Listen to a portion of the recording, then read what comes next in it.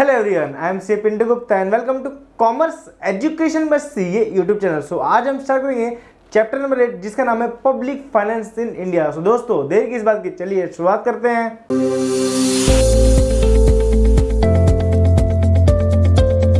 Chapter number 8 public finance in India. So दोस्तों यहाँ पर 3 वर्ड है। सबसे पहले हम इस चैप्टर का मतलब समझेंगे। यहाँ पर 3 वर्ड है। फर्स्ट है पब्लिक। पब्लिक का मतलब होता है कलेक्शन ऑफ पीपल, यानी कि आप जैसे लोग, हम जैसे लोग जो होते हैं उसे बोलते हैं पब्लिक। सेकंड है फाइनेंस। फाइनेंस का मतलब होता है income and expenditure. Income and expenditure, income मतलब यानी कि आपके जो प्रॉफिट, आपकी जो रेवेन्यू होती है उसे बोलते हैं इनकम, और जो एक्सपेंडिचर होता है उसे बोलते हैं खर्चे। थर्ड है इंडिया, यानी कि हमारा देश महान, हमारा भारत देश महान। चलिए शुरुआत करते हैं with the terms of introduction. Public finance is one of the old branches. ये कौन सा ब्रांच है? ओल्ड है, मतलब बहुत जूना है। ऑफ इकोनॉमी विच क्या हाईलाइट करता है? Role and function. रोल मतलब होता है भूमिका, और फंक्शन मतलब होता है उसके काम। किसे काम? गवर्नमेंट के। जो पब्लिक फाइनेंस है वो गवर्नमेंट के भूमिका और उसके काम काज को बताता है कि गवर्नमेंट के लोग क्या काम कर रहे हैं, किस तरह से काम कर रहे हैं, वो पब्लिक फाइनेंस बताता है। Government is a formal or informal institution created by the people in a specific region or to perform various functions such as protection from external attack, generation of employment, maintenance of internal law and order, provision of social needs like education etcetera. जैसे तो यहाँ पर जो India में जो हमें इतनी सारी फैसिलिटी मिलती है, जो प्रोटेक्शन मिलती है पुलिस की तरफ, जो हमें हेल्थ और जो एजुकेशन की जो फैसिलिटी मिलती है, वो जस्ट बिकॉज ऑफ जो गवर्नमेंट है, जो रूलिंग गवर्नमेंट है, जिसको हम चूज करते हैं वाया इलेक्शन। तो दोस्तों यहाँ पर जो पब्लिक फाइनेंस में ये सारी एक्टिविटी, ये सारी फंक्शन गवर्नमेंट की कवर होती है। तो चलिए शुरू करते हैं with the terms of meaning of public finance. Meaning of public finance, the concept of public finance is a combination of 2 words. यहाँ पर क्या है? 2 वर्ड्स का कॉम्बिनेशन है। क्या है? फर्स्ट है पब्लिक एंड सेकंड है फाइनेंस, जो ऑलरेडी हमने पढ़ लिया है चैप्टर के स्टार्टिंग में। Public is a collective of for the individual living with in the administrative territory. Territory मतलब इंडिया के कोने कोने में जितने लोग रहते हैं वो सारे लोग के लिए पब्लिक फाइनेंस अप्लीकेबल होता है। Finance simply means an income. Income मतलब आपके जो प्रॉफिट बोल लो, आपके रेवेन्यू बोल दो, आपके flow of inflow of money बोल दो, एंड एक्सपेंडिचर यानी कि खर्चे जो आपके होते हैं। 10 public finance nothing but study of principle of income and expenditure of the government. मतलब जो गवर्नमेंट के जेब से जाते हैं उसके जो खर्चे होते हैं, उसके जो इनकम होती है उससे बोलते हैं पब्लिक फाइनेंस। एट सेंट्रल मतलब मोदी जी, स्टेट मतलब आप महाराष्ट्र की बात करो तो वहाँ पे भी अभी आ गई है, एंड लोकल लेवल में आपके जो एमएलए, एमपी, आपके जो नगर सेवक होते हैं, यहाँ पर इन सारी चीज़ों की बात की जा रही है। अब मूव ऑन करते हैं हमारे डेफिनेशन वाले पार्ट पर, जहाँ पर देखिए डेफिनेशन क्या है इसका। According to professor finance Shirras, public finance is study of, किसकी स्टडी कर रहे हैं अपन? किसकी स्टडी कर रहे हैं? Principal underline. प्रिंसिपल अंडर मतलब के अंदर, किसके अंदर? The spending and rising. The spending मतलब पैसा खर्चा करना, मतलब गवर्नमेंट की जेब से जाना, और राइजिंग मतलब पैसा मांगना, मतलब पैसा लाना, इनफ्लो लाना, और स्पेंडिंग मतलब outflow of funds by public authority. Public मतलब जो गवर्नमेंट के खाते में से है जो खर्चा होता है, जिस पे बोलते हैं स्पेंडिंग, और राइजिंग मतलब गवर्नमेंट की जो रेवेन्यू है, गवर्नमेंट की जो रिसिप्ट है, उसे बोलते हैं पब्लिक फाइनेंस। सो दोस्तों यहाँ पर जो सिंपल सी बात बोले, पब्लिक जो गवर्नमेंट के खाते से जो पैसा जाता है, जो पैसा आता है, उसे बोलते हैं पब्लिक फाइनेंस।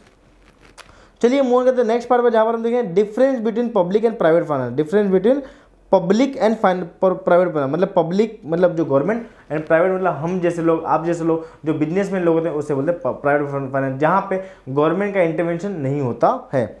फर्स्ट है पॉइंट ऑफ डिफरेंस फॉर पहले अपन, पहला फर्स्ट है ऑब्जेक्टिव। इसके ऑब्जेक्टिव का मतलब एम क्या है इसके पीछे? To offer maximum social advantage to the society. यहाँ पर जो सोशल मतलब आम जनता को यहाँ पर जो है फायदा पहुँचाना है। लेकिन जो सेकंड है private finance, to fulfil private interest, यानी कि यहाँ पर जो है अपनी प्रॉफिट को बढ़ाना, अपने लोगों को बढ़ाना। यहाँ पर प्राइवेट पार्टी का जो प्राइवेट फाइनेंस का ये थंबनेल होता है। सेकंड है determination of expenditure. Determination of expenditure मतलब यहाँ पर जो किसके ऊपर निर्धारित करता है expenditure? Government first determine the volume and different way of its expenditure. यहाँ पर जो गवर्नमेंट है बहुत तरीके ढूंढती है कि हमें इसको खर्चा कैसे करें, किस वे में खर्चा करें जिससे हमारी सोशल एक्टिविटी प्रॉपर हो, किस वे में खर्चा करें कि हमारे जो आम जनता है उनको अच्छे ज़्यादा से ज़्यादा फायदा पहुँच सके। सेकेंड है an individual consider his income and then determine the volume of expenditure. यहाँ पर जो है जो इंडिविजुअल पार्टी होती है, जैसे हम जैसे लोग, जो आप जैसे लोग जो होते हैं, वो पहले सोचते हैं भैया हमारी इनकम कितनी है, उसके बाद हम डिसाइड करते हैं हमारे एक्सपेंडिचर हम कितने कर सकते हैं। थर्ड है क्रेडिट स्टेटस। क्रेडिट स्टेटस मतलब यहाँ पर जो उधारी किसको जल्दी मिल सकती है। High degree of credit in the market. यहाँ पर सिंपल से गवर्नमेंट है, बड़ी बड़ी इंस्टीट्यूट है, तो यहाँ पर जो उनको अगर उधारी चाहिए तो उनको बहुत बड़े पैमाने पर, बड़े वॉल्यूम पे उनको जो है क्रेडिट यानी कि लोन्स मिल सकते हैं। Credit of private individual is limited. यहाँ पर जो है लिमिटेड मिलता है, क्योंकि आपकी अगर इनकम जितनी है उसी के बेसिस आपको लोन मिलता है। फोर्थ है राइट टू प्रिंट करेंसी। यहाँ पर सिंपल सी बात है, जो गवर्नमेंट ऑफ इंडिया है, आरबीआई है, वही करेंसी प्रिंट करती है, यहाँ पे प्राइवेट पार्टी को अलाउड नहीं होता है। फिफ्थ है इलास्टिसिटी ऑफ फाइनेंस। कितना आप चेंज कर सकते हो फाइनेंस को। Public finance is more elastic. क्यों मोर? क्योंकि इनके पास वॉल्यूम ज़्यादा होता है, इनके पास पैसे छापने की मशीन है, इनके पास वॉल्यूम ज़्यादा होता है। There is not much scope for changes private finance. Simple से है, यहाँ पर जो आप छोटे अमाउंट में डील करते हो, तो यहाँ पर जो आपके पास इतना स्कोप नहीं होता, इतना आपको वॉल्यूम नहीं मिलता है कि आप अपने जो इलास्टिसिटी ऑफ फाइनेंस को चेंज कर सकते हो। सिक्स्थ है इफेक्ट ऑन इकोनॉमी। मतलब हमारी इकोनॉमी, हमारी भारतीय अर्थव्यवस्था पर कितना इम्पैक्ट पड़ेगा। ट्रेमेंडस इम्पैक्ट। ट्रेमेंडस मतलब बहुत ज़्यादा इम्पैक्ट पड़ सकता है on the economy of the country. Marginal effect मतलब बहुत कम, यानी कि ना के बराबर जो है आपका इम्पैक्ट पड़ेगा फाइनेंस अपने इंडियन इकोनॉमी पे। अब मूव ऑन करते हैं नेक्स्ट पार्ट पर, जहाँ पर हम देखेंगे structure of public finance. Structure मतलब यहाँ पर जो ढांचा कैसा है, इसका नक्शा कैसा है, इसके अंदर कितने कितने डिपार्टमेंट आते हैं, उसको हम पढ़ेंगे। The component of scope of public finance can shown as below. Structure of public finance at glance मतलब बहुत बड़े लेवल पे। फर्स्ट है पब्लिक एक्सपेंडिचर, जिसको हम रीड करेंगे डिटेल में, उसके अंदर भी बहुत सारे पॉइंट आते हैं, 4 पॉइंट आते हैं। सेकंड है पब्लिक रेवेन्यू में भी यहाँ पे टैक्स है, नॉन टैक्स आते हैं। थर्ड है पब्लिक डेप्ट मतलब उधारी, कर्जे।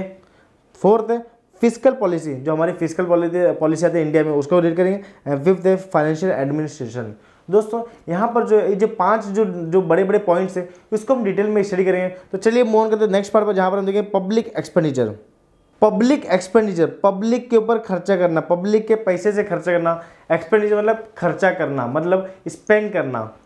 Public expenditure that expenditure which is incurred by the public authority. मतलब यहाँ पे जो गवर्नमेंट होती है, central, state and local bodies मतलब जो आपकी महानगर पालिका होगी, वहाँ पे वो लोग जो है स्पेंड करते हैं नॉर्मल पब्लिक के ऊपर। For protection of their citizen मतलब हमारी सुरक्षा के लिए। For satisfying their collective needs and for promoting their economy and social welfare. यहाँ पर जो है हमारे देश की प्रगति करने के लिए, हम जैसे लोगों को आगे बढ़ाने के लिए जो है गवर्नमेंट ऑफ इंडिया और जो लोकल बॉडीज है और जो स्टेट लेवल के लोग हैं वो स्पेंड करते हैं।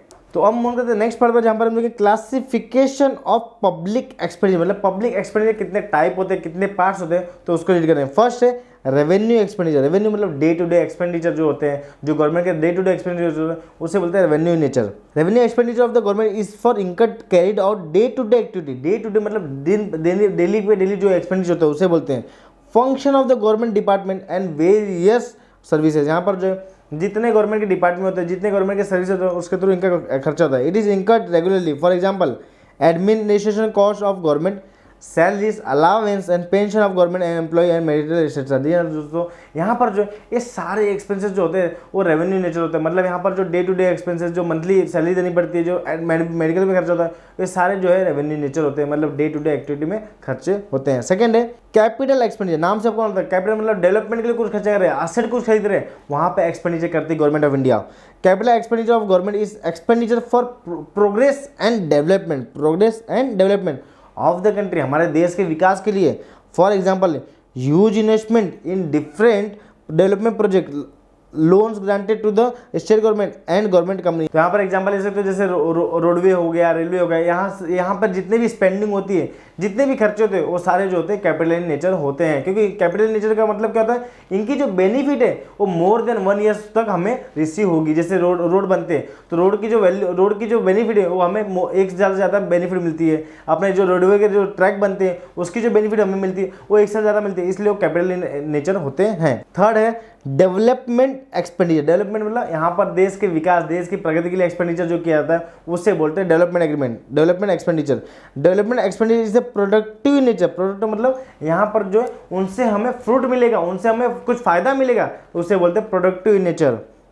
The expenditure which result in generation of employ, यहाँ पर जो अगर कोई एक्सपेंडिचर कर रहे हैं हम एम्प्लॉयमेंट जनरेशन के लिए, increase in production, price stability etcetera is known as development expenditure. For example expenditure on health, education, social welfare, research and development etcetera. जैसे तो हमारे जो ऊपर है, हमारे जो आम जनता के ऊपर है, जो हेल्थ के ऊपर हो गया, एजुकेशन के ऊपर हो गया और बाकी जो चीज़ों के ऊपर अगर जो खर्चा होता है उससे बोलते हैं डेवलपमेंट एक्सपेंडिचर, जिसके थ्रू हमारे लोगों का विकास होता है, इसके थ्रू हमें प्रोडक्टिव चीज़ मिलती है। लास्ट है non development expenditure. Non development expenditure मतलब होता है कि यहाँ पर जो है हमें कोई प्रोडक्टिव चीज़ नहीं मिलेगी। On the other and that government expenditure does not yield मतलब रिटर्न नहीं मिलता है, आपको रिटर्न नहीं मिलता है। क्या नहीं मिलता है? Any direct productivity impact on the country. यहाँ पर जो डायरेक्ट इम्पैक्ट नहीं होता बट इनडायरेक्ट वे में इम्पैक्ट जरूर होता है। Is called as non development expenditure. For example admin cost, war expenditure, जैसे मतलब आपके समझ इंडिया पाकिस्तान में जो वॉर होते हैं उसके लिए जो मिलिट्री फोर्स तैयार होते हैं और जो मिलिट्री फोर्स को जो सैलरी पे करते हैं उसके बोलते हैं non development expenditure. This are unproductive nature. Simple से हैं, यहाँ पर जो है हमें कोई डायरेक्ट वे में फायदा नहीं होगा लेकिन इनडायरेक्ट वे में हमें जरूर फायदा होता है, क्योंकि अगर वो नहीं देंगे तो हमारी जो देश है वो नहीं चल सकती है। तो चलिए मूव करते हैं नेक्स्ट पार्ट पर, जहाँ पर हम देखेंगे reason for growth in public expenditure. Reason for growth in public expenditure मतलब यहाँ पर कारण क्या है, जो ग्रोथ हो रहा है, जो लेवल बढ़ रहा है पब्लिक एक्सपेंडिचर में, मतलब यहाँ पर जो गवर्नमेंट के खाते से जो ज़्यादा पैसा निकल रहा है उसके रीजंस क्या है। फर्स्ट रीजन है increase in the activity of the government. यहाँ पर जो एक्टिविटी मतलब जो बहुत सारे कार्यक्रम हैं, जो बहुत सारे प्रोग्राम है उसकी इंक्रीज हो रही है, उसकी लिमिट इंक्रीज हो रही है। As mention earlier the modern government, modern मतलब अभी की जो गवर्नमेंट है, perform many function for the social and economic benefit. यहाँ पर जो है सोशल इकोनॉमिक डेवलपमेंट के लिए जो गवर्नमेंट ऑफ इंडिया जो है बहुत सारे इनिशिएटिव है, जैसे स्टार्टअप इंडिया, अपने एम्प्लॉयमेंट जनरेशन के लिए बहुत सारे गवर्नमेंट के प्रोग्राम आते हैं, उसमें सारे जो डेवलपमेंट खर्चे होते हैं उसे बोलते हैं public expenditure. This function include spread of education, public health, public work, social welfare etcetera. जैसे अभी कोरोना वैक्सीन जो फ्री में लग रही है, तो ये जो पब्लिक एक्सपेंडिचर जो कर रहे हैं लोग, जो हेल्थ पे कर रहे हैं, सो ये सब जो एक्टिविटी है ये गवर्नमेंट लाती है। सेकंड है रैपिड इंक्रीज इन पॉपुलेशन। यहाँ पर जो हमारी जो जनसंख्या बढ़ रही है, जनसंख्या विस्फोट हो रही है, इसका भी जो एक रीजन है पब्लिक एक्सपेंडिचर के ऊपर जाता है।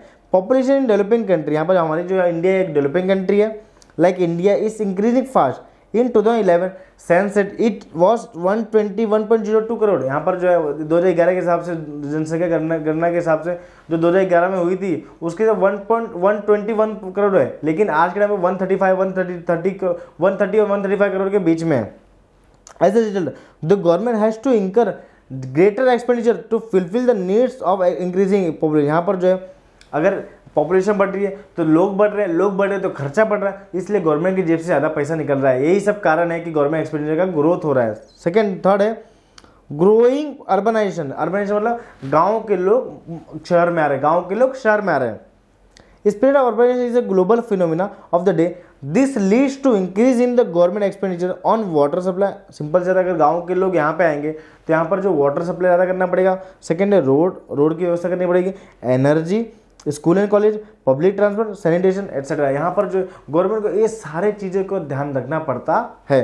फोर्थ है इंक्रीजिंग डिफेंस एक्सपेंडिचर। डिफेंस मतलब जो हमारी मिलिट्री फोर्स है, जो हमारी पुलिस फोर्स है, यहाँ पर जो उनको मेंटेन रखने के लिए हमारा जो खर्चा है वो गवर्नमेंट का बढ़ता है।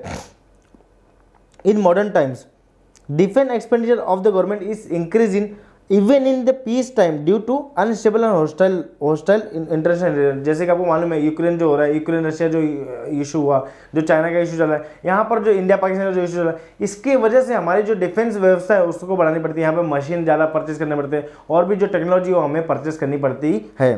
फिफ्थ है स्प्रेड ऑफ डेमोक्रेसी। डेमोक्रेसी का जो स्प्रेडिंग हो रहा है, जैसे बीजेपी जो गवर्नमेंट है वो इतना स्प्रेडिंग करती है कि हर जगह वो चाहती है कि हमारा गवर्नमेंट बन जाए। Majority of countries in the world are democratic in nature. A democratic form of government is expensive due to regular election and other such activity. यहाँ पर जो जितने इलेक्शन ज़्यादा होते हैं वहाँ पर उतने जो नेता लोग वो अपने हेलीकॉप्टर से पहुँचते हैं, इतने सारे खर्चे होते हैं। आपको शायद से भी आइडिया नहीं होगा कि यहाँ पर जो इनकी जो खर्चे होते हैं वो बहुत ज़्यादा होते हैं, जिसके थ्रू हमारे जो पब्लिक हम जैसे लोगों पे आपके जैसे लोगों का जेब कटता है। 6 पॉइंट है इन्फ्लेशन। इसको कोई नहीं जानता। इन्फ्लेशन महंगाई जो है आज के टाइम में मार दी है। जो ऑयल के प्राइस है, जो ग्रोसरी के प्राइस, जो जनरल नॉर्मल आइटम के जो प्राइस है वो डबल हो चुके हैं। Just like a private individual the government has to buy goods and services from the market for the spread of economy and social development. Normally price show और rising trend, यहाँ पर जो है प्राइस अगर ज़्यादा दिख रहा है, प्राइस आपकी ज़्यादा बढ़ रही है, तो यहाँ पर जो हमें मालूम पड़ता है कि यहाँ पर जो है हमारा जो एक्सपेंडिचर वो भी ज़्यादा बढ़ सकता है। सेवंथ है इंडस्ट्रियल डेवलपमेंट। इंडस्ट्री मतलब हमारे जो देश का, हमारे जो मैन्युफैक्चरिंग यूनिट है, हमारे जो इंडस्ट्री यूनिट है, उसको बढ़ाने के लिए हमारी जो गवर्नमेंट ऑफ इंडिया जो खर्चा करती है उसकी बात कर रहे हैं।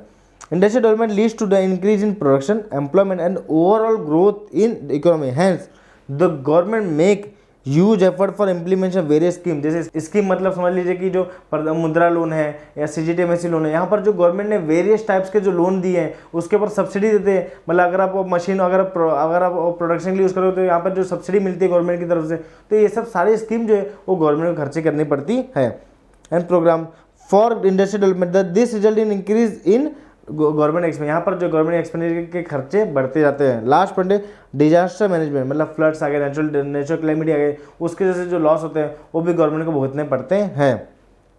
Many natural and man made climate like earthquake, flood, cyclone, etc. are occurring more frequently. The government has to spend a huge amount for the disaster management which increase total expenditure। यहाँ पर उसकी वजह से जो है हमारा खर्चा बढ़ सकता है, हमारी गवर्नमेंट का खर्चा बढ़ सकता है, यानी कि पब्लिक एक्सपेंडिचर बढ़ सकता है। ये थे हमारे जो है 8 रीजन थे जिसके थ्रू हमारा जो है ग्रोथ दिख रहा है इन पब्लिक एक्सपेंडिचर। तो चलिए मूव करते हैं नेक्स्ट पार्ट पर, जहाँ पर हम देखें पब्लिक रेवेन्यू। अभी तक हमने बात की एक्सपेंसेस की, अब बात करेंगे रेवेन्यू की। रेवेन्यू मतलब इनकम मतलब इनफ्लो ऑफ मनी, मतलब गवर्नमेंट के खाते में पैसा आएगा, कैसे आएगा वो देखेंगे हम। पब्लिक रेवेन्यू मीन्स एग्रीगेट मतलब होता है total collection of income, collection of money, collection of inflow of money with the government through various source. यहाँ पे बहुत सारे स्रोत है, बहुत सारे इनकम के टाइप स्रोत है जिसके थ्रू गवर्नमेंट को पैसा आता है। Public revenue holds the permanent position in the study of public finance which is a part of study of economy. Thus the necessity of public revenue arise due to public expenditure. यहाँ पर जो है आपकी public revenue है उसके जो against है आपका पब्लिक एक्सपेंडिचर भी होता है। सोर्स ऑफ पब्लिक रेवेन्यू अब मतलब है कि इसके स्रोत क्या है। फर्स्ट है टैक्सेस, मतलब आपको टैक्स के थ्रू पैसा मिलता है। सेकंड है नॉन टैक्स रेवेन्यू, मतलब आपको टैक्स के थ्रू नहीं बाकी दूसरे तरीके से पैसा मिलता है। सो टैक्सेस में भी 2 टाइप होते हैं, फर्स्ट होता है डायरेक्ट टैक्स और सेकंड होता है इनडायरेक्ट टैक्स। फर्स्ट होता है डायरेक्ट टैक्स एंड सेकंड होता है indirect tax. Direct tax it is paid by tax payer, जैसे इनकम टैक्स हो गया।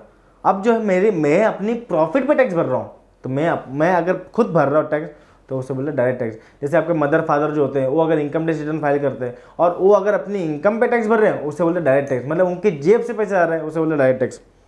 Office income and property the burden of tax is borne by, मतलब जो टैक्स पेयर है वो खुद ही भरता है। मतलब जैसे आपके मॉम डैड अगर इनकम टैक्स रिटर्न फाइल करते हैं तो खुद ही जो है अपने अकाउंट से पेमेंट करते हैं इनकम टैक्स का। By the person to whom is levied, मतलब जिसके ऊपर लगा है वही पैसा भरता है। As he can not transfer the burden of tax to other, impact and incidence of direct tax falls on the same person. For example personal income tax, wealth tax, यहाँ पर जो समझ लिया आपके कोई प्रॉपर्टी टैक्स है, आपके जो पर्सनल इनकम टैक्स है, तो यहाँ पर जो है आपको खुद भरने पड़ते हैं। यहाँ पर आपको दूसरा कोई बंदा नहीं है जो आपको वो बर्डन शिफ्ट हो सकता है। सिंपल से इनकम मैं कमा रहा हूँ तो इनकम टैक्स मैं भरूंगा। सेकंड है इनडायरेक्ट टैक्स, बहुत बार कन्फ्यूजन है, लेकिन यहाँ पर अगर आप एग्जाम्पल लोगे तो जिसके थ्रू आपको डायरेक्ट टैक्स इनडायरेक्ट टैक्स का मतलब समझ जाएगा और इसकी कॉन्सेप्ट क्लियर हो जाएंगे। It is levied on goods and services, simple से जो देखो इनकम टैक्स जो है, जो डायरेक्ट टैक्स है वो हमारी इनकम पे लगता है, लेकिन जो इनडायरेक्ट टैक्स है वो हमारी गुड्स एंड सर्विसेज पे लगता है। It is paid at the time of production और sale and purchase of the commodity और सर्विसेज। मतलब यहाँ पर जो है या तो आपको प्रोडक्शन मतलब एक्साइज ड्यूटी लगती है, समझ लीजिए आप ऑयल है, आपके अल्कोहल है, यहाँ पर एक्साइज ड्यूटी अभी भी लगती है आफ्टर जीएसटी। तो यहाँ पर जो अगर प्रोडक्शन हो गया तो यहाँ पर एक्साइज ड्यूटी ले लेंगे, और अदर जो टैक्स है जो सेल्स एंड परचेज पे लगते हैं। The burden of indirect tax can be shifted by the taxpayer producer to other person। मतलब समझ लीजिए मैं अगर समझ लीजिए मैं अभी पेट्रोल पंप पे जा रहा हूँ तो 100 रुपीज़ लीटर में 50 रुपये टैक्स होता है, तो 50 रुपये टैक्स तो मैंने पेट्रोल पंप को दिया। अब पेट्रोल पंप वाला जाके टैक्स भरेगा, तो यहाँ पर जो हमारा जो बर्डन है वो मैंने शिफ्ट कर दिया। मतलब मैंने पेट्रोल यूज़ किया लेकिन भरा कौन टैक्स, वो पेट्रोल पंप वाला भरा। तो यहाँ पर जो है यहाँ पर बर्डन शिफ्ट हो जाता है। Hence, impact and incidence of tax on different hands. For example, newly implemented goods and services tax in India is replaced almost all the indirect tax custom, यहाँ पर जो अभी जो जीएसटी लॉ आया है, तो जीएसटी लॉ ने बहुत सारे टैक्स 9-10 टैक्स लॉ को यहाँ पर इंक्लूड कर दिया है और सब यूज़ करके वहाँ पर जो एक ही टैक्स आ गया है, GST, goods and service tax. Service के लिए भी एक ही टैक्स है, गुड्स के लिए भी एक ही टैक्स है, और जो है पूरे ऑल इंडिया में अप्लाई होता है। तो चलिए मूव ऑन करते हैं नेक्स्ट पार्ट पर, जहाँ पर हम देखें non tax revenue sources. Non tax यहाँ पर बता रहा है भाई, नॉन टैक्स मतलब टैक्स का लेन देन कोई नहीं है। Revenue sources, public revenue received by government administration, public enterprise, gift and grant etc. are called as non-tax revenue. These sources are different from the tax. यहाँ पर सिंपल से आते हैं, जो टैक्सेस में ऑलरेडी हमने पढ़ लिया, डायरेक्ट टैक्स, इनडायरेक्ट टैक्स, वहाँ पे खत्म होगा टैक्स रेवेन्यू। अब बात करते हैं नॉन टैक्स रेवेन्यू की। अब brief information about this sources R S follow. यहाँ पर जो है ब्रीफ इन्फॉर्मेशन हमें जो दी गई है, जो 7 पॉइंट में दी गई है, उसको हम डिटेल में पढ़ेंगे। फर्स्ट है fees. A tax is paid compulsory without any return. यहाँ पर आपको कोई रिटर्न मिलने वाला नहीं है। Service various fees E paid in return for certain specific services rendered by the government. यहाँ पर जो है गवर्नमेंट एक आपको सर्विस देगी, for example education fees, registration fees etcetera. यहाँ पर जो है आपका एजुकेशन फीस हो गया, आपके रजिस्ट्रेशन फीस, समझ लो आपको स्टैम्प रजिस्ट्रेशन कराने गए तो यहाँ पर आपकी रजिस्ट्रेशन फीस भर दिए, तो वो जो है गवर्नमेंट के खाते में आती है और उससे बोलते हैं नॉन टैक्स रेवेन्यू, मतलब वो टैक्स के एरिया में नहीं आती है। सेकेंड है फाइन एंड पेनल्टी। ये तो आपको ऑलरेडी मालूम होगा, अगर आप बाइक या फिर एक्टिवा चलाते हो तो यहाँ पर जो आप ऑलरेडी जो फाइन भरते हो due to helmet, due to any other reason, तो वो होता है fines and penalty. The government impose fines and penalty on those who violate the law. Violate मतलब लॉ को तोड़ता है of the country, for example fine for violating traffic rule. अगर आपने ट्रैफिक रूल आपने वायलेट किया, यहाँ पर जो आपको फाइन एंड पेनल्टी लगती है। थर्ड है price of public goods and service. Price of public goods and service, यहाँ पर समझ लो कोई बस सेवा आपने यूज़ कर ली गवर्नमेंट की, तो यहाँ पर उसकी आपने फीस पे कर दी, तो वहाँ पर जो है नॉन टैक्स रेवेन्यू हो जाती है। Modern government sell various types of commodity and services to the citizen, for example railway fare, postal charge etcetera. यहाँ पर जो रेलवे की जो चार्जेस होते हैं, रेलवे की जो आपकी जो किराया होता है, वो अगर आप पे करते हो तो यहाँ पर जो है वो चीज़ें कवर हो जाती है। फोर्थ है स्पेशल असेसमेंट। स्पेशल मतलब कुछ अलग से। The payment made by the citizen of particular locality in exchange of for certain facility। यहाँ पर जो है आपको certain facility मिलेगी, मतलब कुछ सुविधा मिलेगी, किसको लेके, given to them by authority is known as special assessment। For example local body मतलब जो आपकी महानगर पालिका होती है, can levy a special tax on the special facility of road, energy, water supply etc. are provided। यहाँ पर जो है आप एक टैक्स रिसिप्ट लेना, अपने घर का जो है टैक्स रिसिप्ट जो आती है, घर पट्टी जिसको बोलते हैं, उसको रीड कर लोगे तो यहाँ पर आपको मिल जाएगा। गार्डन चार्जेस लगाते हो लोग, एजुकेशन फीस लगाते हैं, बहुत सारे लाइब्रेरी चार्जेस, तो वहाँ पर जो आपको बहुत सारे चार्जेस लगाते हैं, जो आपको वो सारी जो है चीज़ें, जो इन्फॉर्मेशन है वो आपको टैक्स रिसिप्ट में मिल जाएगी। फिफ्थ है special levies. This is levied on those commodity the consumption which is harmful. The harmful मतलब हमारे सेहत के लिए हानिकारक है, to the health and well being of the citizen. For example duties levied on wine, मतलब दारू अल्कोहल जो होते हैं उसके जो है हमारे बॉडी के लिए हार्मफुल होते हैं। ऑपियम एंड अदर इंटॉक्सिकेशन, तो यहाँ पर जो हमारे जो हेल्थ के लिए जो हानिकारक जो चीज़ें उनके ऊपर जो इन्होंने स्पेशल डिवाइस लगाते हैं वो जो है नॉन टैक्स रेवेन्यू में आता है। सिक्स है गिफ्ट, ग्रांट एंड डोनेशन, मतलब जो गवर्नमेंट को जो मिलते हैं, गिफ्ट मिलते हैं, डोनेशन तो बहुत आपको मालूम, जो पॉलिटिकल पार्टी होती है और बहुत सारे जो गवर्नमेंट को मिलते हैं वो डोनेशन की बात कर रहे हैं। द गवर्नमेंट में also earn some income in form of gift, मतलब गवर्नमेंट को कोई गिफ्ट दे सकता है by the citizen and other, मतलब यहाँ पर जो गवर्नमेंट मतलब हम जैसे पब्लिक जो है हम गिफ्ट दे सकते हैं, डोनेशन दे सकते हैं। द गवर्नमेंट में ऑल्सो रिसीव ग्रांट मतलब यहाँ पर जो होता है सब्सिडीज होती है। सब्सिडी समझ लीजिए एक एग्जाम्पल के थ्रू, जहाँ पर उनको फॉरेन से ग्रांट मिलती है, फॉरेन से सब्सिडी मिलती है from the foreign government and institution. यहाँ पर जो IMF हो गए, जैसे मतलब वर्ल्ड बैंक होगा, वो वर्ल्ड में कभी कभी जो है गवर्नमेंट ऑफ इंडिया को सब्सिडी देती है। सेवंथ है बोरोविंग्स। बोरोविंग से मतलब होता है उधारी लेना। The government can borrow from the people in form of deposit, bonds and सब। डिपॉजिट मतलब आपको एक डिपॉजिट आपसे अमाउंट ले लिए और वहाँ पर आपको डिपॉजिट रिसीव दे दी। लोन्स ले ली तो आपको डिबेंचर या फिर कुछ अदर इंस्ट्रूमेंट दे दिए। It also gets loan from foreign government and organisation such as IMF, world bank. यहाँ पर जो है इनको दूसरे इंस्टीट्यूट से मिल जाए, मतलब आउट ऑफ इंडिया जैसे IMF, इंटरनेशनल मॉनेटरी फंड, आपके वर्ल्ड बैंक से जो लोन मिलता है या फिर बोरोइंग्स होती है, वो सब ये सब चीज़ें जो है इनके दायरे में आती है। यहाँ पर हमारा खत्म होता है नॉन टैक्स। अब मूव ऑन करते हैं नेक्स्ट पार्ट पर, जहाँ पर हम देखेंगे पब्लिक डेट। पब्लिक मतलब सरकार का कर्जा, like a private individual. The government also needs to raise loan. यहाँ पर जो है गवर्नमेंट को भी जरूरत पड़ती है भैया लोन लेने के लिए। In fact raising debt is most common activity of any government. यहाँ पर जो सिंपल सी बात है, यहाँ पर मतलब नॉर्मल चीज़ है, अगर आप लोन ले रहे हो तो यहाँ पे नॉर्मल चीज़ है, because government expenditure generally exceed government revenue. यहाँ पर सिंपल से होते जो गवर्नमेंट के खर्चे हैं वो ज़्यादा होते हैं as compare to government revenue, मतलब रेवेन्यू कम है, गवर्नमेंट खर्चे ज़्यादा है। There are mainly two types of public fund debt. There are internal debt, मतलब विद इन इंडिया, मतलब विद इन इंडिया से पैसा उठाया, या फिर एक्सटर्नल डेट, मतलब आउट ऑफ इंडिया से पैसा उठाया, मतलब पैसा रेज किया है। फर्स्ट है इंटरनल डेट, मतलब आपसे नाम से मालूम था, इंटरनल मतलब within India. When a government borrow from its citizen, bank, central bank, financial institution, business house etcetera within the country, मतलब इंडिया के टेरिटरी में रह के लोन लिया है, it is known as internal debt, it is known as internal debt. अब बात करते हैं एक्सटर्नल डेट की। वेन ए गवर्नमेंट, यहाँ पर गवर्नमेंट बोरो करी, गवर्नमेंट रेज करी पैसे को, government borrow from foreign government, मतलब समझ लीजिए कोई यूएसए से बोरो कर लिया, कोई चाइना से बोरो कर लिया, कोई अदर कंट्री से बोरो कर लिया, उसे बोलते हैं फॉरेन गवर्नमेंट से। फॉरेन बैंक और इंस्टीट्यूशन मतलब जैसे फाइनेंशियल इंस्टीट्यूट बहुत सारे होते हैं गवर्नमेंट के, और इंटरनेशनल ऑर्गेनाइजेशन जैसे लाइक IMF हो गया, आपके वर्ल्ड बैंक हो गई, वर्ल्ड बैंक हो गया, and known as external debt. यहाँ पर जो है ये सारी चीज़ें जो आप आउट ऑफ इंडिया से जो फंड्स उधारी भी लेते हैं उसे बोलते हैं एक्सटर्नल डेट। अब बात करते हैं फिस्कल पॉलिसी, एक भी एक पार्ट था, ये भी एक पॉइंट था fiscal policy. Fiscal policy means by which government adjust is spending, adjust मतलब यहाँ पर जो गवर्नमेंट को संभालना पड़ता है अपने खर्चे को, level and tax rate to monitor and influence our nation economy. यहाँ पर जो अपने गवर्नमेंट को अपने देश की अर्थव्यवस्था पे ध्यान देना होता है उसे बोलते हैं fiscal policy. It deals with the public expenditure, public revenue and public debt. यहाँ पर जो आपके एक्सपेंडिचर में कंट्रोल करो, आपके रेवेन्यू को बढ़ाओ, आपके कर्जे कम करो, इस चीज़ को बोलते हैं फिस्कल पॉलिसी। मतलब यहाँ पर जो है आपको जो है गवर्नमेंट के नज़रिए अपने अर्थव्यवस्था को, अपनी जनता को, अपने देश को बचाना है तो आपको ये सारी चीज़ों पर ध्यान देना है, और उससे बोलते हैं फिस्कल पॉलिसी, मतलब public expenditure, public revenue and public debt. In short it is a financial policy implemented by the government. यहाँ पर जो फाइनेंशियल रूल्स एंड रेगुलेशन बनाती है गवर्नमेंट, जिससे वो चीज़ को मॉनिटर करती है, उससे बोलते हैं फिस्कल पॉलिसी। अब बात करते हैं फाइनेंशियल एडमिनिस्ट्रेशन। एडमिनिस्ट्रेशन मतलब संभालना, क्या संभालना, स्मूथ एंड एफिशिएंट।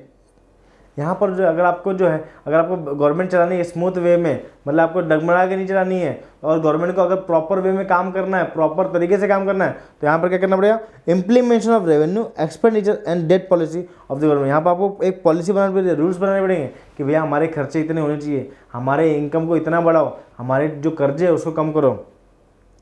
इस refer to financial administration, this include preparation, यहाँ पर जो इसमें क्या इंक्लूड है, preparation and implementation of the government budget. यहाँ पर जो गवर्नमेंट बजट होती है, जो नॉर्मली 1 फेब को अनाउंस होती है, जो हमारी फाइनेंस मिनिस्टर होती है, जैसे अभी आज के टाइम में फाइनेंस मिनिस्टर निर्मला सीतारमण है, तो निर्मला सीतारमण जो बजट अनाउंस करती है, तो यहाँ पर जो है आपके सारे जो पब्लिक एक्सपेंडिचर होते हैं उसको सब ध्यान में रखना पड़ता है, उसके पॉलिसी बनते हैं, उसके प्रिपरेशन होते हैं, उसके पीछे कामकाज होता है, वो सारी चीज़ों को ध्यान रखना पड़ता है। Along with the overall growth of the country, यहाँ पर जो है हमारी कंट्री का, हमारे देश का विकास होना चाहिए, उसे बोलते हैं फाइनेंशियल एडमिनिस्ट्रेशन। अब मूव ऑन करते हैं नेक्स्ट पार्ट पर, जहाँ पर हम देखेंगे government budget. Government budget, government मतलब देश का, और बजट मतलब जैसे आपको मालूम है कि हमारे जो मॉम डैड होते हैं वो बजट बनाते हैं कि भैया हमारे इनकम कितने हैं, समझिए हमारे 20,000 की इनकम है और हमारे खर्चे 25,000 रुपये हैं, कैसे चले घर नहीं चलने वाला है, तो यहाँ पर जो है हमें बजट बना के चलना पड़ता है। भैया अगर हमारी इनकम 20,000 रुपये है तो हमारे जो खर्चे 15,000 हो, 18,000 हो, ज़्यादा 20,000 रुपये हो, उससे ज़्यादा नहीं होनी चाहिए, क्योंकि कहीं ना कहीं सेविंग भी तो होनी चाहिए फ्यूचर के लिए। यानी कि यहाँ पर हम बजट बनाते हैं, वैसे ही गवर्नमेंट भी बजट बनाती है कि भैया हमारे खर्चे कितने हो रहे हैं, हमारे खर्चे कितने हो रहे हैं, हमारे इनकम कितने हो रहे हैं, और उसका जो है माइनस प्लस करके गवर्नमेंट देखती है कि हमारा बजट किस वे में जा रहा है। Budget is a important instrument of financial administration through which all the financial affairs मतलब जो ट्रांजेक्शन होते हैं of the state are regulated. Budget is a financial statement showing the expected क्यों कि जो बजट बनता है वो पहले बनता है। जैसे आपको मैंने बताया कि 1 फेब को अनाउंस होता है, तो जो 1 फेब को जो बजट अनाउंस होता है वो किसके लिए होता है, आगे आने वाले 1 अप्रैल 2022 से लेके 31 मार्च 2023 तक होता है। तो जो बजट होता है एडवांस में बनता है। Expected receipt and propose expenditure, propose क्यों, यहाँ पर जो गवर्नमेंट प्रपोज करती है, गवर्नमेंट बताती है कि भाई हमारे यहाँ खर्चे हो सकते हैं of the government in the coming financial क्यों कि जो बजट होता है वो एडवांस में बनता है, और जो बजट के होता है वो नेक्स्ट ईयर के लिए होता है, नेक्स्ट फाइनेंशियल के लिए होता है। जैसे 1 फेब को अनाउंस होता है, तो यहाँ पर जो है वो उसके लिए अप्लीकेबिलिटी क्या होगी, अब अप्लीकेबिलिटी होती है 1 अप्रैल 2022 31 मार्च 23, या फिर जो भी नेक्स्ट फाइनेंशियल होता है उससे वहाँ पे अप्लाई होता है। अब बात करते हैं revenue and capital budget. Revenue मतलब डे टू डे एक्सपेंडिचर, और जो आपके जो कैपिटल मतलब यानी कि जो असेट पे खर्चा करने वाला, जो रोडवे रेलवे पे जो खर्चा होने वाला, उससे बोलते हैं कैपिटल एक्सपेंडिचर। फर्स्ट है revenue budget. It consist of, क्या कंसिस्ट करता है, क्या इंक्लूड करता है, रेवेन्यू रिसिप्ट मतलब इनकम, एंड रेवेन्यू एक्सपेंडिचर मतलब खर्चे of the government. Revenue receipt are divided into tax and non tax. Simple से ऑलरेडी हमने पढ़ा है, रेवेन्यू इनकम जो है वो डिवाइड होता है टैक्स एंड नॉन टैक्स, और जो रेवेन्यू एक्सपेंडिचर होता है, revenue expenditure comprise of interest paid on government borrowing etcetera. यहाँ पर जो इंटरेस्ट पेड होते हैं, या फिर डे टू डे जो हम सैलरी पे कर, जो गवर्नमेंट सैलरी पे करती है, पेंशन पे करती है, अदर जो सोशल एक्टिविटी पे जो खर्चा करती है, उससे बोलते हैं रेवेन्यू एक्सपेंडिचर, रेवेन्यू बजट। अब बात करते हैं कैपिटल बजट की। कैपिटल बजट यानी कि जो है हमारे असेट पे असेट क्रिएशन होगा यहाँ पे। The capital budget consist of capital receipt and capital payment. Capital receipt are government loan raise from the public. यहाँ पर जो है कैपिटल रिसिप्ट मतलब बहुत बड़े बड़े लोन ले लिए गवर्नमेंट ने, ज़्यादा टाइम के लिए लोन लिए from the public and the reserve bank of India. Loans receive from the foreign government etcetera. यहाँ पर सिंपल से या तो अपने इंडिया से बोरो कर सकती है, या तो आउटसाइड इंडिया। ऑलरेडी हमने पढ़ा था internal debt and external date.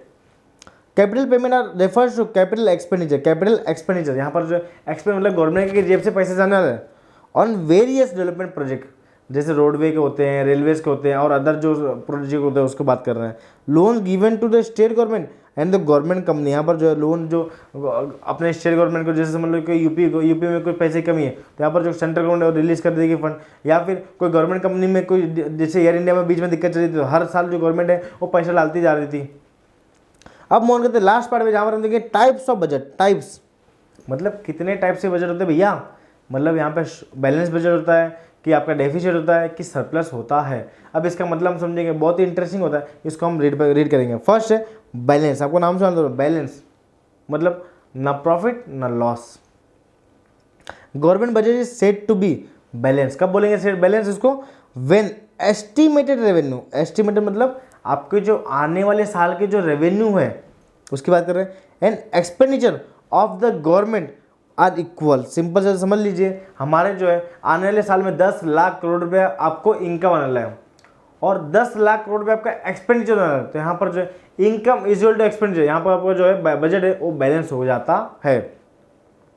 That is government receipt is equal to government expenditure. यहाँ पर जो है government receipt is equal to government expenditure के थ्रू आप समझ सकते हो। सेकेंड है सरप्लस। नाम से मालूम, सरप्लस मतलब एक्स्ट्रा, सरप्लस मतलब extra. Government budget is said to be surplus when estimated, वापस एस्टिमेट बोल के government receipt are more than, मतलब यहाँ पर जो है आपकी समझ लीजिए, आपको लग रहा है कि आप गवर्नमेंट को लग रहा है कि हमें जो 12 लाख करोड़ रुपए हमें मिलने वाले हैं, मतलब पैसा आने वाला है। Then the estimated government expenditure मतलब यानी कि हमारा 10 लाख करोड़ रुपए खर्चा होना है, मतलब 2 लाख रुपए जो करोड़ रुपए है हमारे पास सरप्लस फंड है, जो कभी नहीं होता है इंडिया में। That is anticipated government revenue more than estimated government expenditure, more than expenditure government expenditure. यहाँ पर जो आपकी रिसिप्ट जो है वो ज़्यादा हो जाती है आपकी एक्सपेंडिचर से। थर्ड है डेफिसिट बजट, जो ऑलरेडी इंडिया में फॉलो होता है और मोस्ट ऑफ द ईयर यही डेफिसिट होता है, मतलब हमेशा जो है हमें कम पैसों की कमी पड़ती है।